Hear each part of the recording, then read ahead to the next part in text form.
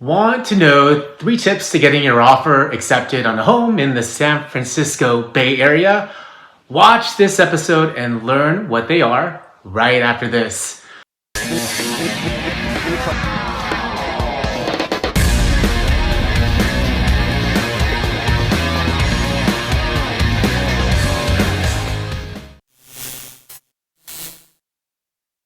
Welcome back. My name is Dale Corpus. I'm a realtor in the Tri-Valley area in the East Bay of the San Francisco Bay Area, and I post videos every Friday about all things real estate. So I figured I'd do this video to go into a little bit more detail about the ins and outs about how to navigate and get your offer accepted in a competitive market. So now there are 3 tips I would consider when trying to get your offer accepted. Number 1, make sure that you're working with a reputable local lender. Now, you'd probably ask me, Dale, why does that matter? Aren't all lenders reputable? Believe it or not, there are certain mortgage companies that real estate agents do not want to work with. And I could tell you through experience of knowing some top, agents that I work with, that they don't like working with certain mortgage companies. If they see a pre-approval letter from that certain company, they may not even look at the offer, or they may come back with a ton of questions if they decide to take that offer because of the horrible experiences that they've had in the past. And being local also is very important, as local lenders know the local nuances of the area and how fast escrows move here in the San Francisco Bay Area. An online lender, for example, with offices based in Michigan, may not understand the local Bay Area real estate market and how competitive and quickly it moves. And also, real estate is relationship based, and so local connections really matter. For example, I could tell you a story about one of our clients, Michael. So Michael had gotten pre-approved with an online lender. I'm not going to say which one it was, but he was adamant about working with that online lender.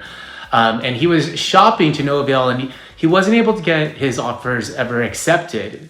Michael's sibling was a past client of mine and reached out to me and said, hey, Dale, would you mind giving Michael a second opinion and perhaps a referral to one of your local go-to lenders and see if there's something that you can, do to help get his offer accepted or increase his, buying power more. So I referred him to one of my go-to mortgage lenders, which he wasn't open to initially. He was able to look at his file and figure out a way to actually get him another $30,000 worth of buying power, which was enough to help him get his offer accepted.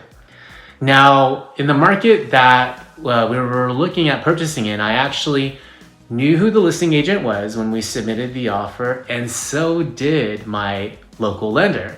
So my mortgage lender reached out to the listing agent team and let them know that, hey, we're handling the financing for Michael, and we verified his income and we verified his assets. We've actually have a loan approval on his file. So his financing is solid and we are good to go on our end. And of course, since we've done business together in the past, that we could perform quickly and we'll get this loan closed on time. And so that little conversation right there and that reassurance that my lender gave to the listing agent was enough to get his offer accepted. And so who you really work with matters. So important lessons to note is that it's not always about the rate. It's not always about who is going to give you the best terms. Sometimes it's about the relationships, and real estate is a relationship business. So my local mortgage lender gave him more buying power. And because of the relationship that both my local lender and I had with the listing agent, and a good word that my lender put into the listing agent's ear, we made the deal work for Michael. And Michael won at the end of the day, and he was able to stop searching, put his frustrations to an end, and move him and his family into a new home. So second tip to getting your offer accepted is having your loan officer reach out to the listing agent. Like I just told you what we did for Michael to get his offer accepted.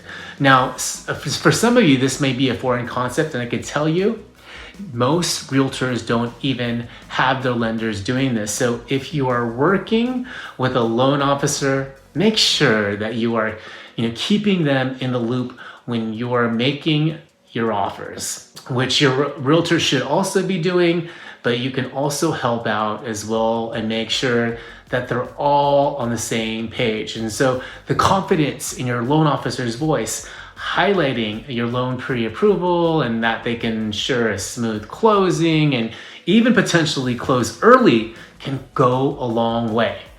The third tip I wanted to tell you about is shortening and or waiving contingencies. So in California, we have 3 contingencies: the appraisal, loan, and inspections. And all 3 of these contingencies aim at protecting your earnest money deposit. The appraisal contingency is available to you to make sure that the home appraises at the value you're buying it for. The loan contingency is available to make sure your loan gets fully approved, and the inspection contingency is there for you to make sure that the condition of the house is acceptable for you. You're able to go order inspections like a home, termite, and roof reports to make sure you're able to handle and deal with any of the issues of the home. These inspection reports are like a guide with what the home may need next for major and minor fixes. And I always say, keep in mind that unless you're buying a brand new build home, all pre-owned homes will have some issues that you're going to have to deal with. And sometimes, sellers can be thorough with their disclosure packages up front as well, which may sometimes allow buyers to potentially consider waiving their inspection contingencies up front. Regarding loan contingency, if a buyer is doing 20% down or more, they might be okay with waiving their appraisal contingency to make their offer stand out if there were multiple offers that they were competing against. And likewise, if their loan was fully underwritten prior to submitting their offer, the loan officer gives them a green light sometimes to waive their loan contingency up front. That's yet another leg up against the competition. Consult with your realtor first if they even think your situation even requires being aggressive as waiving any contingencies, as sometimes just shorting a contingency from perhaps 17 days to like 7 to 10 days is good enough. Each situation is different, as in multiple offer situations, you need to be super aggressive with your contingency terms. But if you were the only offer the seller had, you don't need to be as aggressive. So hopefully, these 3 tips will help you get your offer accepted the next time you go out shopping for your home. And if you found this video helpful, do me a favor and give it a thumbs up and subscribe to my channel. You may also want to check out my past video on what is the timeline for buying a house, and the link to that video is on the top corner of this screen. Again, I'm Dale Corpus from eXp Realty in San Ramon, California. I help buyers and sellers throughout the Bay Area and the Tri-Valley, and I'll see you on my next video.